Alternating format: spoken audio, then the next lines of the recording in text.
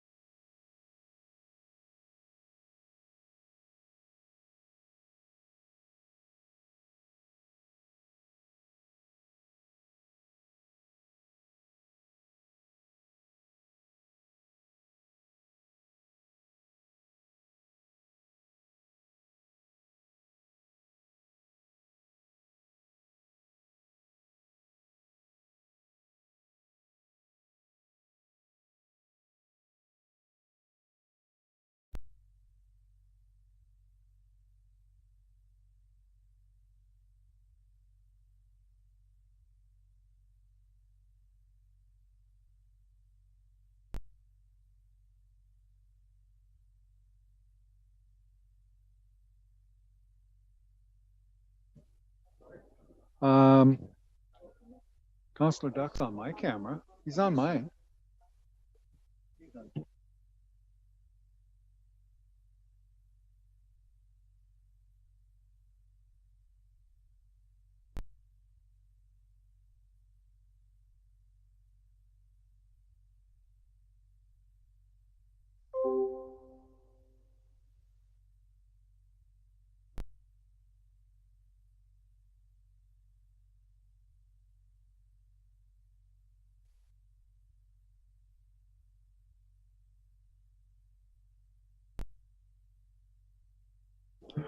Okay, I think we'll recording in progress. And welcome everybody to our June 6th council meeting. We will call it to order, but before we get into the business of this evening, I would ask that we have a moment of silent reflection. And I think it would be a very appropriate, as you've probably heard on the news today, it was a year ago that the Afzal family met their demise and terrible, tragic incident in London.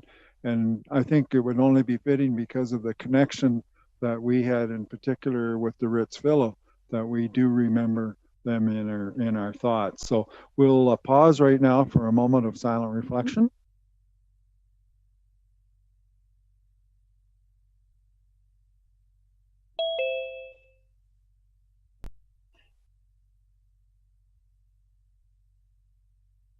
Okay, thank you. All right, we do apologize for a late start. We had some technical difficulties here, and I think and hope that we've got them all ironed out and we're good to go for the rest of the night. So the first item on our agenda is the confirmation of the agenda, and we need a mover and seconder that the Council Municipality of West Perth accepts the agenda as presented. Do we have a mover and seconder? Councillor Vink and Councillor Murray, or Councillor Rose rather. All those in favor? That is carried. Thank you. Does anybody have a conflict of interest with anything on the agenda tonight? Okay, don't see any hands going up. We have a number of items on the consent agenda. Actually, we have 7, which also includes the May 16th council meeting. Is there anything there that anybody would like clarified or pulled and dealt with separately? Again, I don't see any hands going up. So the recommendation is that West Perth accepts the consent agenda items 4.1 to 4.6 for information, and the minutes of the May 16th, 2022 regular meeting be adopted. We have a mover and seconder for that, Councillor Bell and Councillor Murray. All those in favor? Opposed? If any, that is carried. Okay, moving on. We do have consideration of a drainage report, and we do have Paul McIntyre with us tonight, and we're going to bring in Paul at this time for consideration of the Schellenberger Municipal Drain, the North Branch improvement. So Paul, welcome to our, in person even, to our West Perth Council meeting, and I will turn it over to you. Well, thank you very much, Mayor McKenzie, members of council and staff. It certainly is good to be back in front of people live and not being on a Zoom call. And what I'll do tonight is present my report to you on the Schellenberger Municipal Drain North Branch improvement. And then I'll go over it very briefly, turn it back to council for questions, and moving on. If we could start with the plan view of the drain. If you can flip to that in your electronic versions. What we have in front of us here on the plan view is the watershed area of the drain. So everyone within the heavy dark shaded line is assessed towards the drain. They contribute waters towards the drain, and they are liable for the assessment of the cost. If we flip to the next page in the plan section, we're looking at the profile of the drain. So in the profile of the drain, we're looking at the first section is highlighted in blue on the profile. That's the existing drain. We're improving it by deepening it and cleaning it out.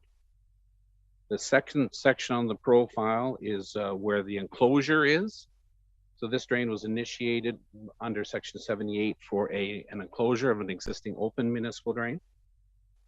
The third section is highlighted in orange on the profile, and that is the extension of the drain.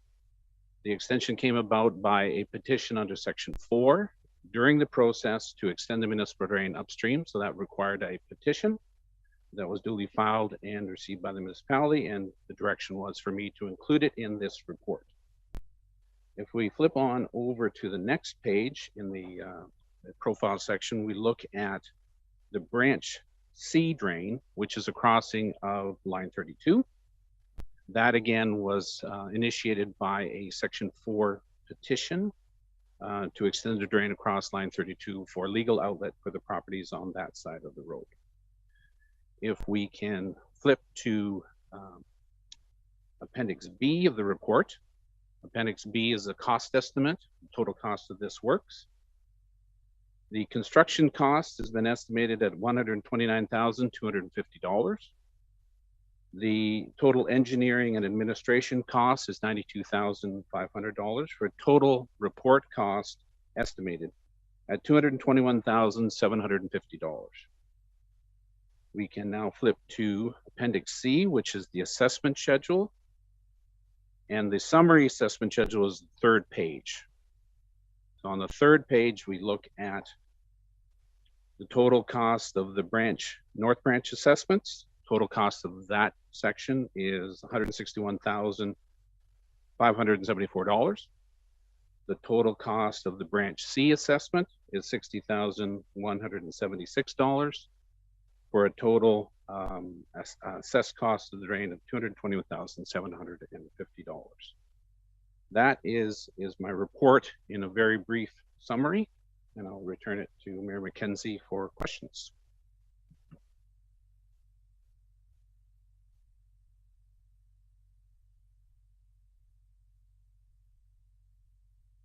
I did see in the report where you had met with the ratepayers involved with that drain a couple times, and there's no issues with any of the ratepayers, I understand.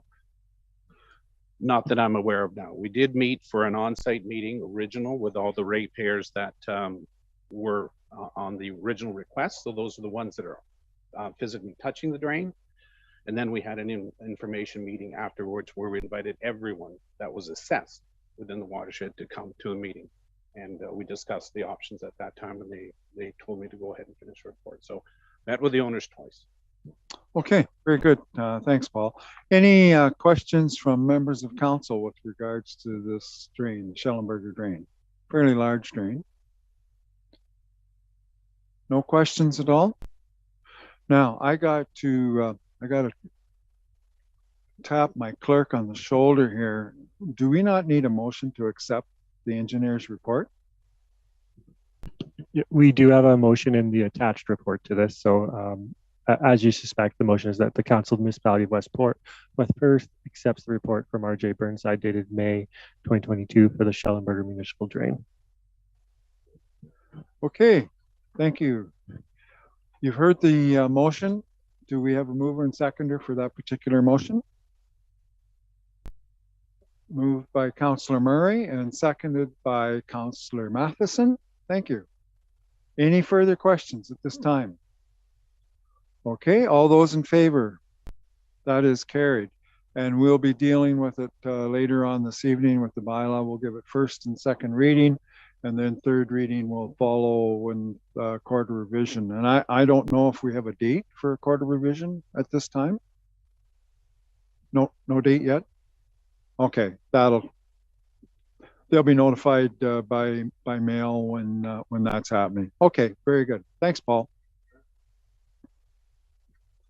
All right, moving on with reports. Our first report is, we're going to mix things up on your agenda just a little wee bit here. The first report is going to be the site plan amendment application for Avco Holdings. And Susanna Reed is going to walk us through this particular report. And then we'll do the other report, the site plan approval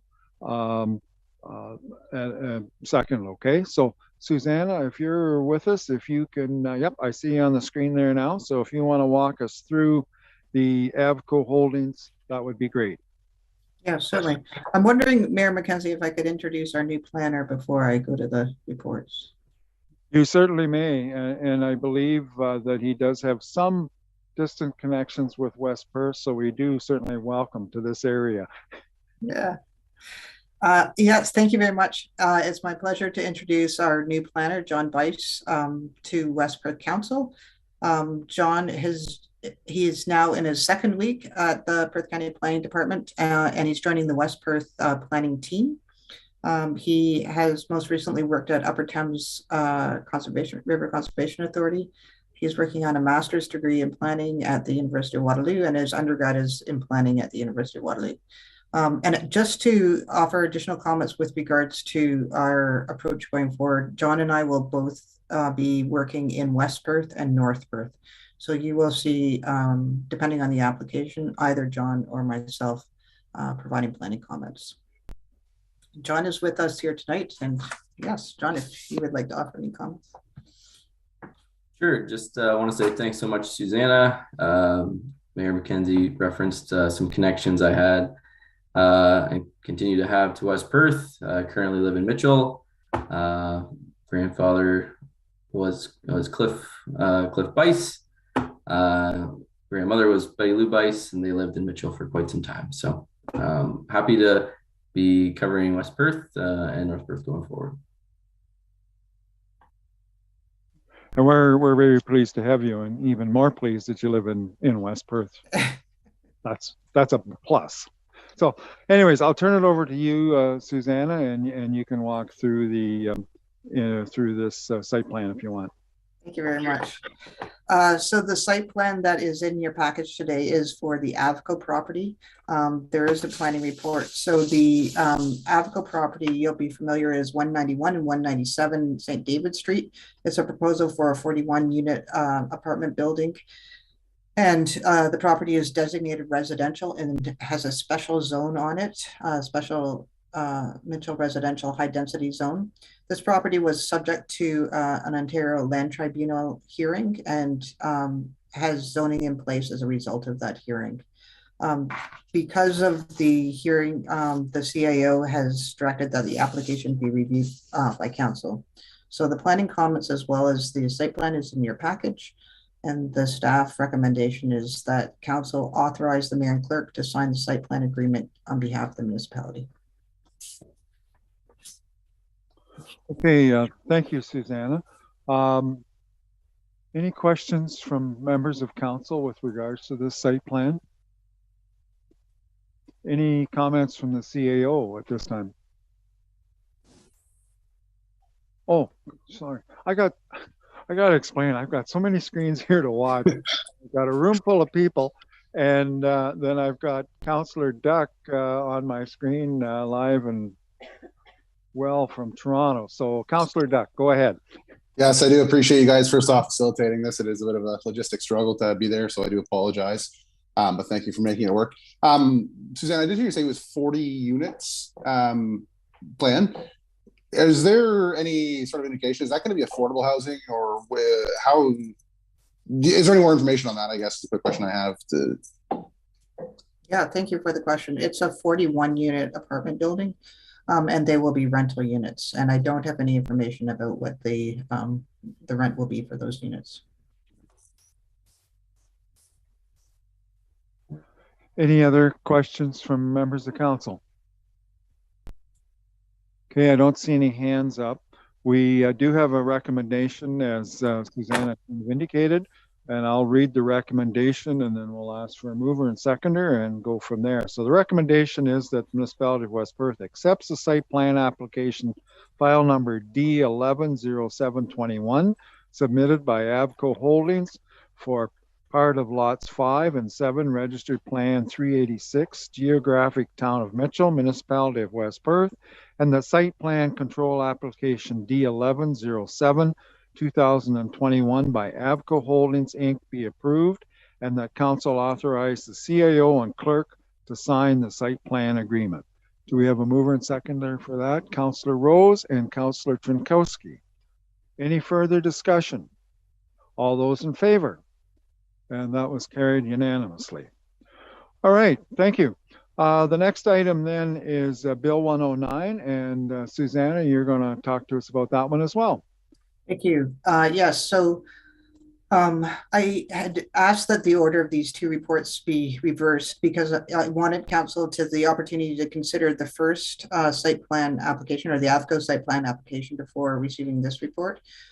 So when council approved the site plan bylaw at the March 7th, 2022 council meeting, there was discussion about the CAO bringing applications to council, site plan applications to council when it merited council's review. With the recent Bill 109, the amendment to the Planning Act, that one of the changes to the site plan process will be that there's a requirement in the Planning Act that site plan approval be delegated to staff. And my understanding is that this change by the province is in order to facilitate or expedite the review of site plan applications. So this report is being brought to council for information. The site plan bylaw that was approved on March 7th, 2022, which is in full force and effect, will continue to inform the site plan review process. And as it does it, the bylaw does not explicitly state that the CAO can bring applications to council. There's no wording changes needed to the site plan bylaw. But going forward, the CAO will be the approval authority for site plan applications as required by Bill 109. Okay, thank you, Susanna. Is there any questions or concerns from members of council? It's provincial legislation, so I guess you better not be concerned about it. Okay, if I don't see any hands coming up, so recommendation is that Council Municipality of West Perth accepts the Bill 109 amendment to the Planning Act Site Plan Approval Process Report as information. Do we have a mover and seconder for that, please? Councillor Harold, and seconded by Councillor Murray. All those in favor? Opposed, if any? That is carried. Okay, thank you, Susanna. Right, moving on. Next report is from our treasurer, and the first item is the 2022 budget and tax rates. So Wendy, if you're available, please take that away. Thanks, Mayor McKenzie, and good evening, Council. Before you is the 2022 budget and tax rate report. Most of the information you have seen. The levy requirement was brought forward on March 29th and approved. There was no change in the education rates. The main change, or the main part of this report, is the Perth County levy. Overall, the county's levy is approximately 18 million, and West Perth's portion of that is 4.2 million. The exact numbers are in the report, and the distribution is also listed. The total levy requirement for 2022 is 16 million, and the distribution between the municipal levy, the county levy, and the education levy is also in the report. So I'll take any questions if there is any. Thank you. Any questions for Wendy on that report? Don't see any hands up. So the recommendation that we have here is that the Council Municipality of West Perth accepts the 2022 budget and tax rate report as information. Moved by Councillor Vink. We have a seconder for that. Councillor Bell. Any further questions? All those in favor? Opposed, if any? That is carried. All right. The next report under our treasurer jurisdiction is the amendments to fees and charges bylaws. So Wendy, I'll turn it again over to you. So just a couple small changes. We noticed the municipal addressing coming in. We get invoice from the county, and those fees are quite a bit higher than what we're charging. So we thought it was prudent to bring it forward. So in the schedule, or in the report, there's a schedule for the two municipal addressing. One's just for replacement only, going from $15 to $25. And then the replacement of the post and sign going from $50 to $100. And then also we're the zoning compliance certificate hasn't increased in some time, so it was brought forward and just missed when we did the original fees and charges bylaw. So we brought it forward during this amendment. So it goes from $60 to $75, and staff's just recommending that these changes come into effect for July 1st. Okay, thanks, Wendy. And these are just cost recovery adjustments, if I understand right. The first two are the zoning compliance certificate it's similar to a tax certificate. So people just finding out the zoning on a property. And those fees haven't really gone up since 2018. It was $50, and then in 2019 it's been $60. So we're just upping it another $15. Okay, thanks, Wendy. All right, if there is no questions on this topic, the recommendation that we have is that West Perth accepts the amendments to the fees and charges bylaw report as information. Mover and seconder for that, please. Councillor Matheson and Councillor Rose. All those in favor? Opposed, if any? That is carried. Thank you, Wendy. All right, moving on then, our clerk's report. We've got a couple items there. So Dan, I'll turn it over to you. Thank you, Your Worship, and good afternoon, Council. For you, our first report is on the Conservation Authority's inventory of services. So we're bringing this item forward, and I want to publicly recognize Hannah Can, Executive Coordinator, and all her work done. This fit into her wheelhouse the best at anyone in the office. So thank you, Hannah, because it was quite the project. But ultimately what we're doing is Hannah's gone through the inventories of services provided by all three of the CAs. We've contrasted and compared them, and we've identified some category 3s, which are basically voluntary or municipally funded services with the CAs that some offer and some don't. Recognizing that there's budgetary impacts to requesting these programs that aren't being offered by some or another, and reasons.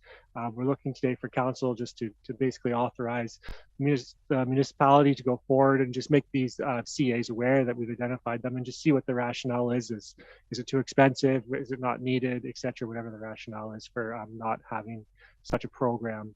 Otherwise, category 1 and category 2 programs were good and consistent across the board. And as the legislation changes, CAs are required to do this. So the next step following approval of council of the services would be, we'd be looking to enter into individual MOUs with each of the CAs outlining the services provided. If there's any questions, I'd be happy to try and answer them now. Question from Councillor Tam. Could you just tell us, or could you send us sometime what some of those examples might be, Dan? Of this services not being offered across the board, or the services? Yeah, like the differences from the three that we're part of. So in the report, we've kind of outlined here, Maitland Valley, if you see there's species at risk monitoring. And we've outlined that they should consider engaging with First Nations on the projects. And maybe they just didn't identify that to us as well.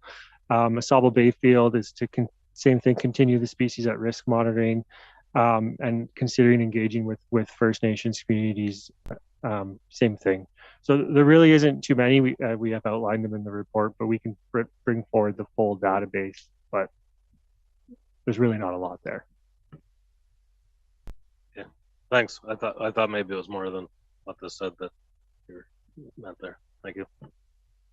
Any other questions for the clerk on that? Councillor Matheson. Yeah, just to refresh everybody's memory, there's on March 7th agenda, the consent agenda actually had listed everybody's inventory and what they're offering. So if you wanted to review back to that, it's all still on the agenda package. As for comments for Maitland Valley, it's basically, that's the staffing. And the First Nations, you'll probably get answer from them too, but they do, it's required. So they do have to include them. In fact, they just did a big project for removal of the Gore Dam, and they had to get their approval before they could touch any of it because it is on the First Nations. So it's part of it is part of what they do. It's just not maybe wrote out. So. Okay, thanks, Cheryl. Very good. Councillor. CAO Brick.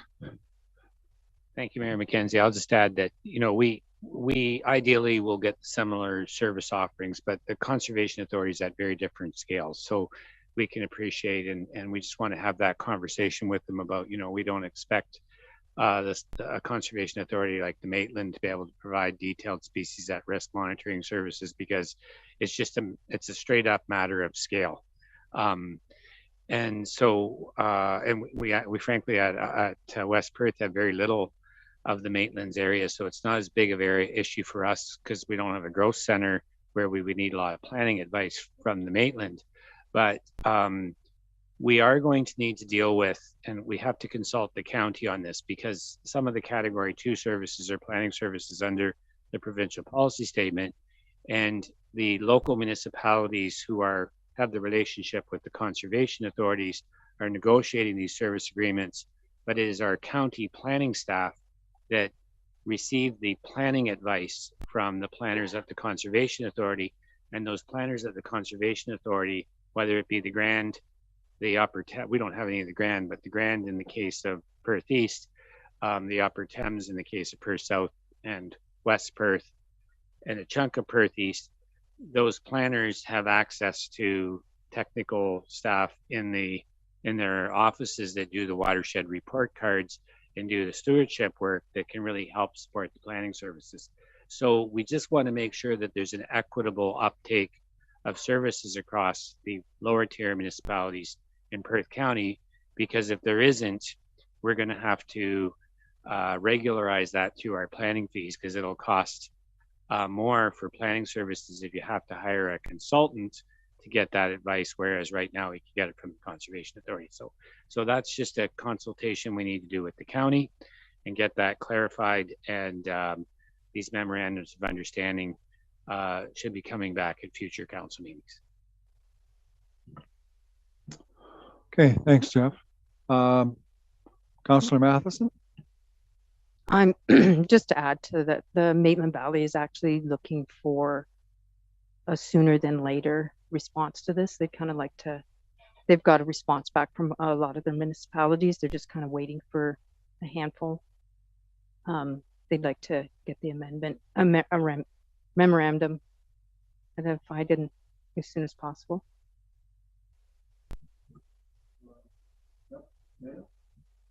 Yeah, thank you, Councillor. We spoke with them today on our perceived timelines for this, and we look to bring the MOU to council at the next council meeting on the 20th for approval, and there was no concerns raised.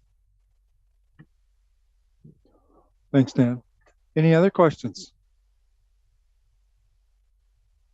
Okay, if not, the recommendation that we have here is that the municipality of West Perth direct staff to reach out to the 3 conservation authorities with the presented feedback on their service inventories, and that the Council of the Municipality of West Perth approve the service inventories as presented. We have a mover and seconder for that. Councillor Murray, and seconded by Deputy Mayor Wright. I gotta look to my side here. Okay. No further questions. All those in favor? Opposed? If any, that is carried.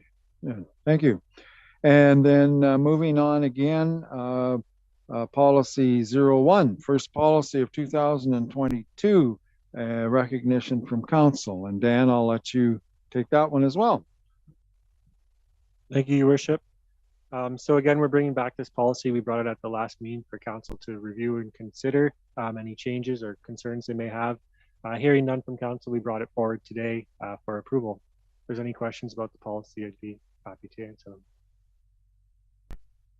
them. Councillor Bell? Thanks. Am I on? There we go. I'm just looking at 5.05 at the very bottom where it says notwithstanding anything in this policy, the mayor, etc., council may direct the flying of any flag, banner, or half-masting. So basically the policy is saying if a letter from the community comes and asks us to fly a flag, we'll discuss it at council. Is that what I'm reading here? And then we'll make a decision on it still? Or is this, I just want clarification on 5.05. So the intent of that section is more for a special circumstance, one-off,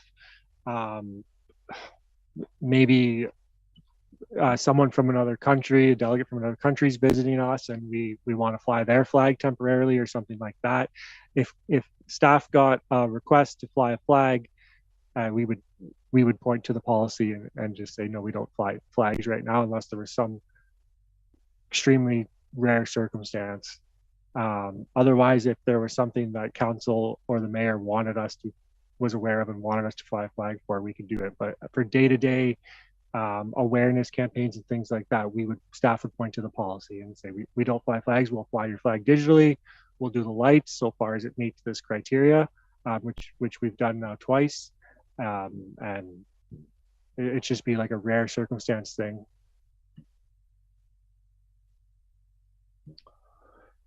Any other questions? Okay, we do have the recommendation here that the Council Municipality of West Perth approves the policy 01 2022 recognition from council. Do we have a mover and seconder for that? Councillor Trentowski, and seconded by Councillor Matheson. Thank you.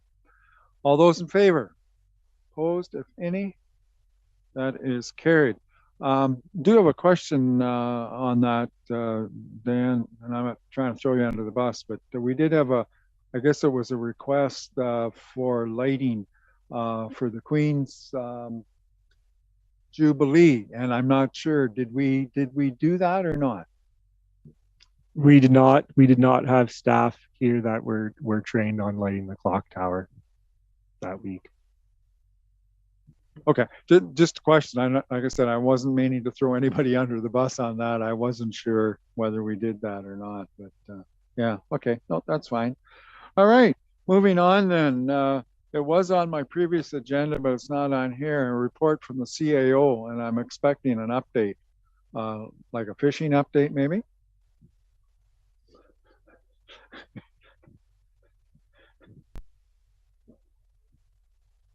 I have nothing to report. I played the fifth. Yeah. Can you do that in Canada? Thank you. Whatever Jeff. that is, that's what I'm doing.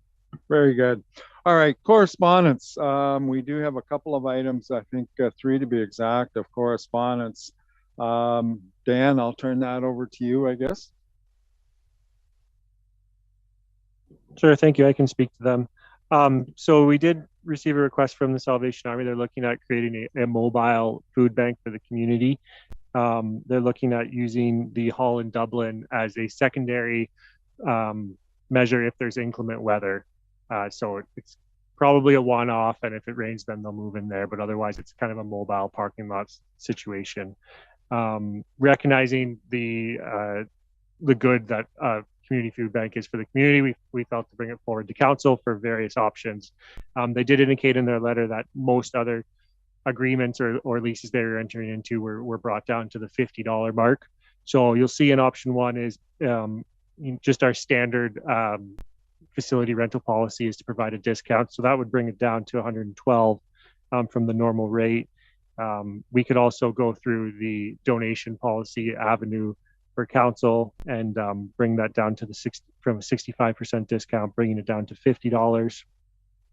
And again, then we do enter into reciprocal agreements where there is kind of a trade-off for community service to the community and in exchange for a facility rental, and that's option 3. If you were looking for a staff recommendation on this, I'd be willing to recommend option 3, entering into the reciprocal agreement with them. We're not sure how often or how little they're going to use the facility, so to commit them into some lease or anything like that.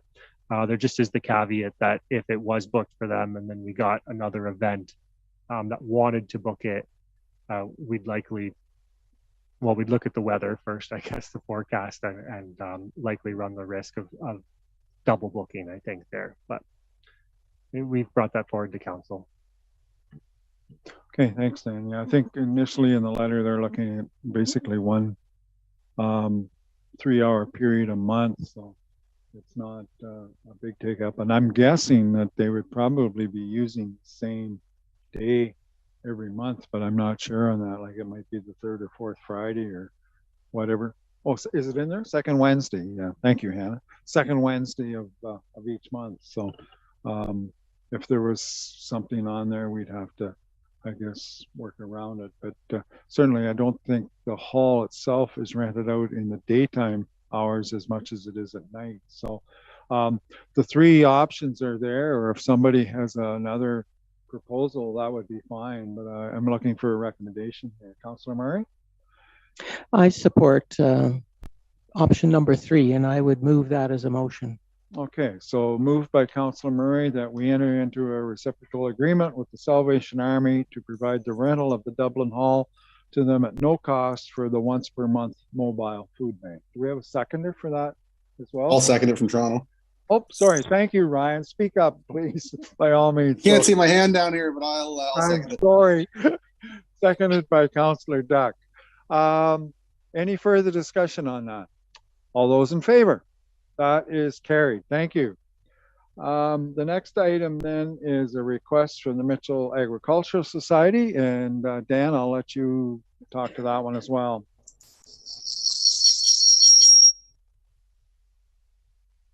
That was my fault. Wrong button there. Likewise, we have a similar request coming forward, and we have made the Mitchell District Ag Society aware of council's donation policy. So we are providing a little bit of grace. Our conversation with them, obviously through the policy administration, can provide them with up to $100. They're asking for 160, and we felt it worthwhile to bring forward to council, not only just for tourism and economic development sense of having some high quality photos taken of the event, but just a good thing to do for the community and the Ag Society. If there's any questions on it, I'm happy to try and answer them. One question that I had, and I know maybe Sherry can answer that. At one time, when it was sponsored by one of the groups in the community, I think we got the use of the first place picture or the use of first and second place, that we could use it on our brochures if we wanted. And I don't know. I think that was a stipulation that was on there. I can't see why you can't put that stipulation on it. Any good photographer would love to have their, I'm sure, have their stuff used. I would just put that stipulation on.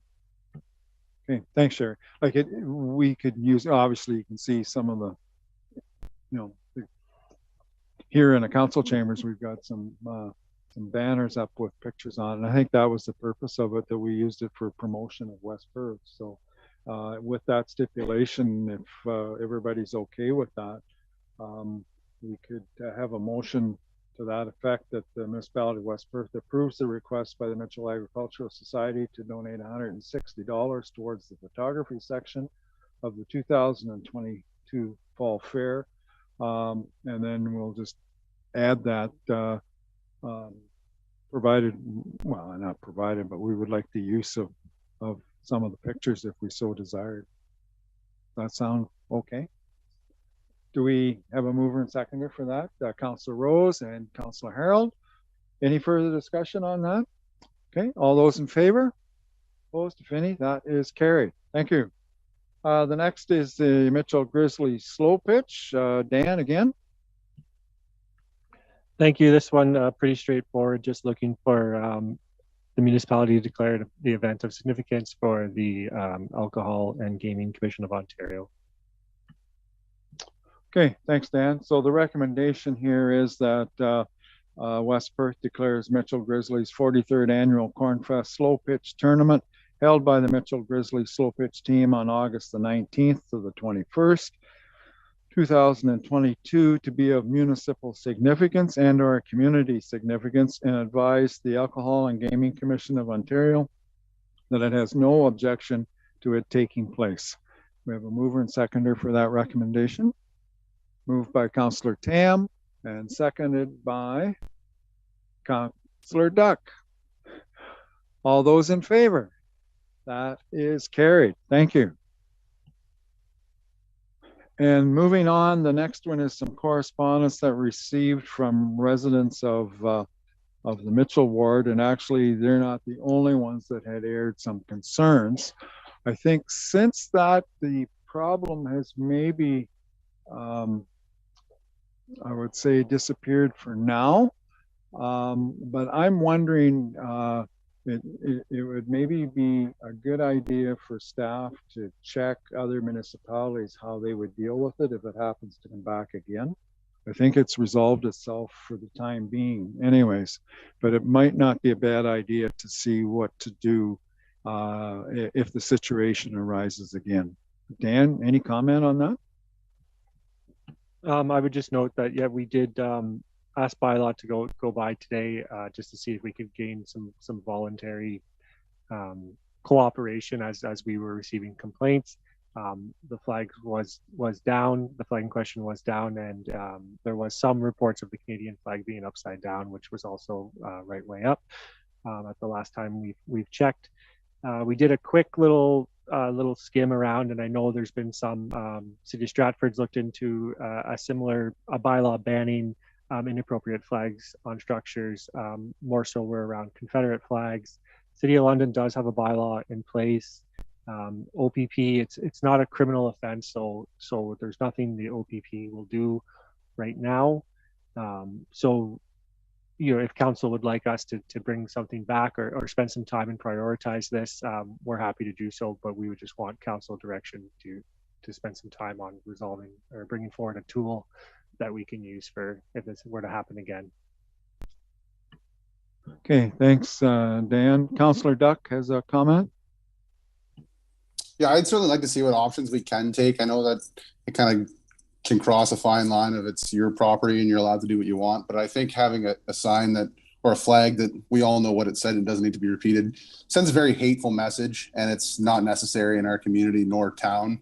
I don't think anyone needs to see it. I did a drive-by myself personally, and there was actually a kid and their dad walking down the street, and the kid was pointing at it. He was probably 11 or 12 and obviously knew what it meant and knew what it said. And I just think that's not necessary in our town. So if there's a bylaw we can do or some way we can prevent that going forward and not have to address it if it happens again, but to prevent it, I think that would be maybe of some value, and maybe some other people might agree or not. Okay, thanks, Ryan. So you're going to make that a motion that staff do a little bit of, I guess, exploration into what other municipalities are doing and what we could do? Yeah, I think if we can take a little bit of a look and see, I would certainly appreciate that. Okay. Do we have a seconder for that motion?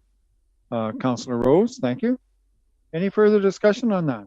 Anybody else have comments? Councillor Tam? I personally, I don't think it's a huge problem around here. I've seen more other places, and my only fear is that there's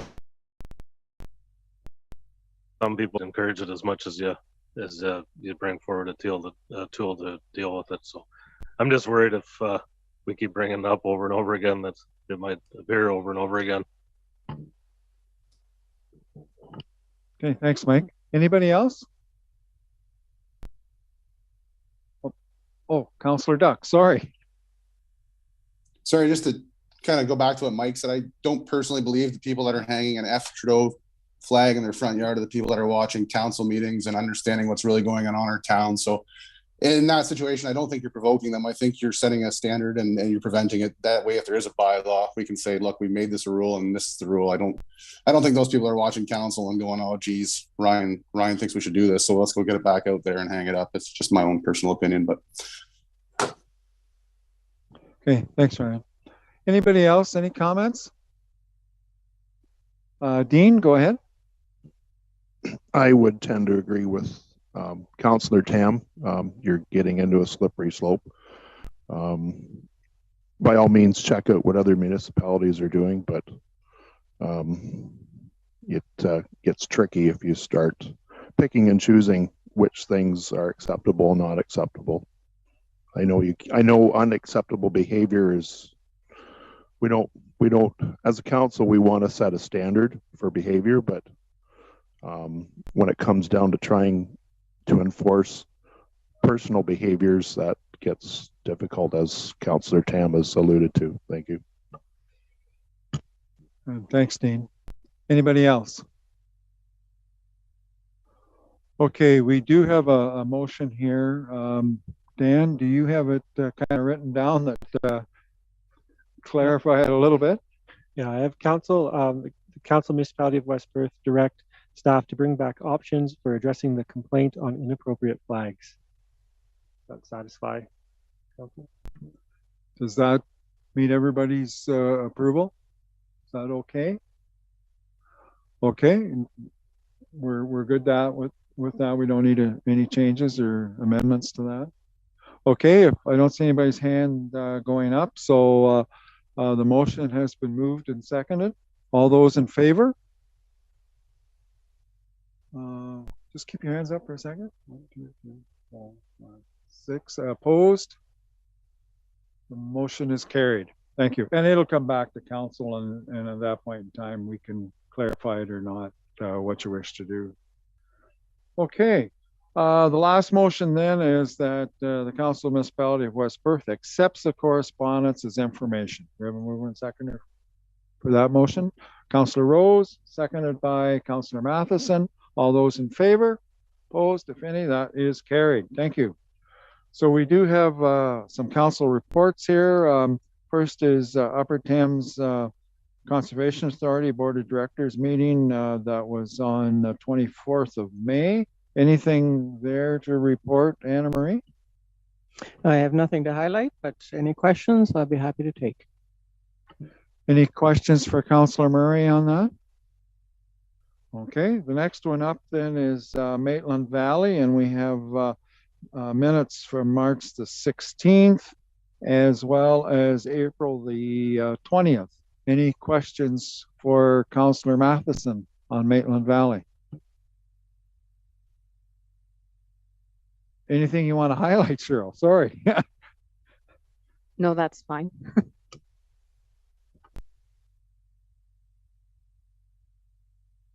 There are no questions, then recommendation here that Council Municipality of West Perth accepts reports from councillors as information. And moved by Councillor Murray and seconded by anybody? Councillor Tunkowski? Sorry, I'm not looking to my side here, Doug. I'll start looking sideways. All those in favor? Opposed, if any, that's carried. All right, we do have 4 bylaws to deal with. First law is bylaw 41, being a bylaw for the purposes of adopting an annual budget and levying and collecting taxes for various purposes, and to provide for payment of taxes and provide for penalty and interest.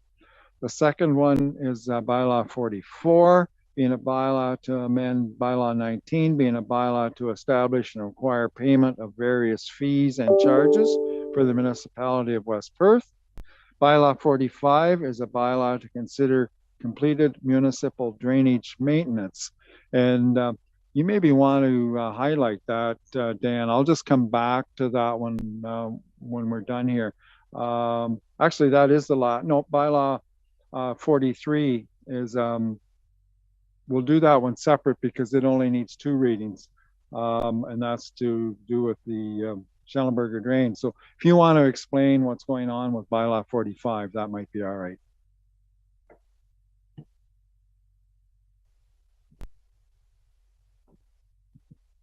Thanks. Sorry, just getting all my buttons going here. So we're just consolidating basically a bunch of different drainage maintenance projects that have been conducted over the years. And really it's cleaning up from a finance perspective on billing out and tracking the fees and charges that finance has been tracking over the years.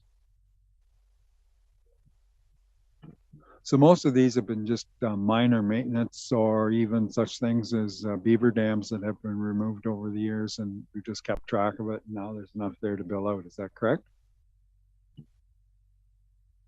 Some of it is other, there is some tillage work and excavation work and things in the drains as well. So it's really a full gamut of just consolidating everything that's been under that total drain, if that makes sense. Okay, any questions on that one?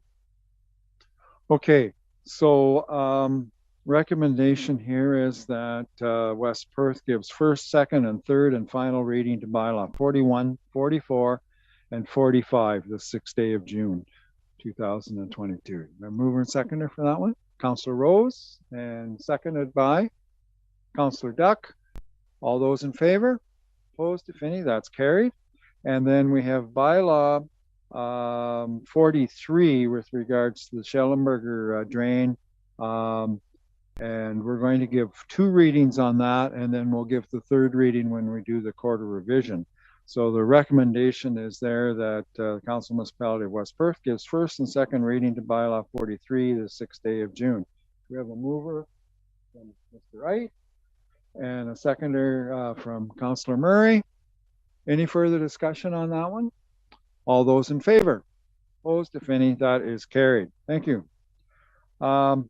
Announcements here. Next meeting will be June the 20th, and then we're into the summer months. Next one will be July the 11th, and then another one on August the 2nd and August the 22nd. Any other events that anybody wants to make us aware of at this time? A lot of suppers, yeah. Doug says a lot of suppers. Dan? I would just highlight on the 20th, we're planning the council photo, so be here a little bit earlier. And does that still work for anyone, or is there someone that it doesn't work for? And we're planning on 6:30. If it happens to rain, are we going to postpone it to July then, or what? We can look at that in pending availability, or if we want to take it inside, we can. Okay. Yep. Sherry? Not of importance, but I wanted Councillor Duck to know that I planned my hair appointment around today for the pictures, just so he knows.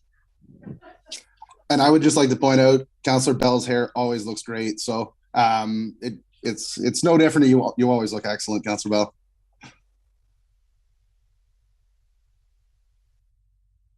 Well, the thing that I really noticed was Councillor Tam with a tie on.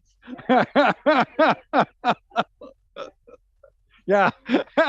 And a fresh haircut. Okay. Notices of motion. Any notices of motion? Councillor Vink?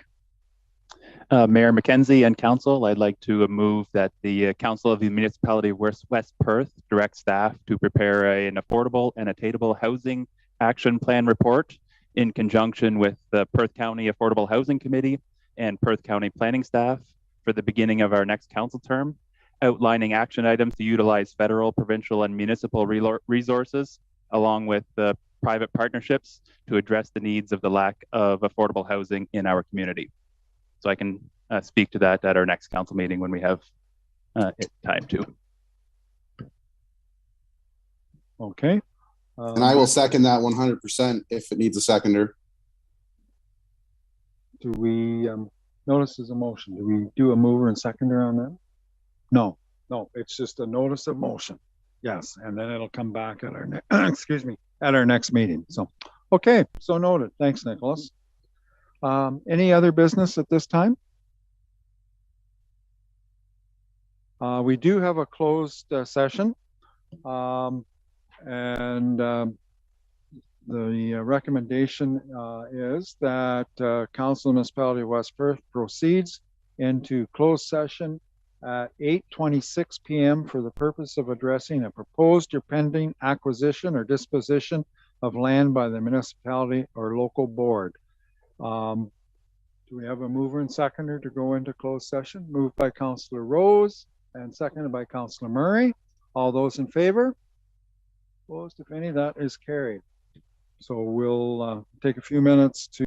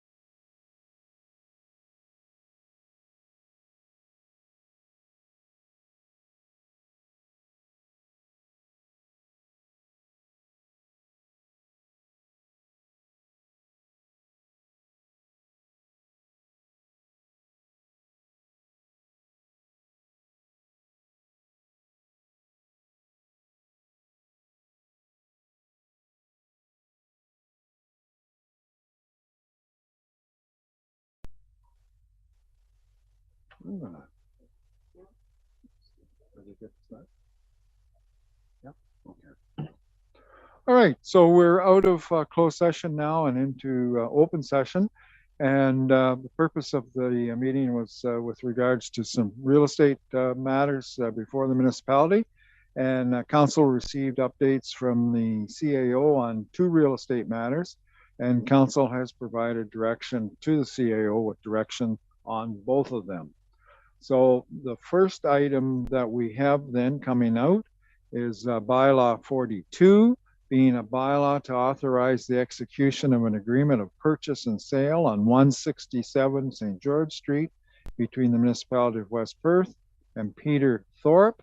And the recommendation is that the council of the municipality of West Perth gives first, second, and third and final reading to bylaw 42 the 6th day of June, and the mayor and clerk be authorized to sign this and seal all necessary documents.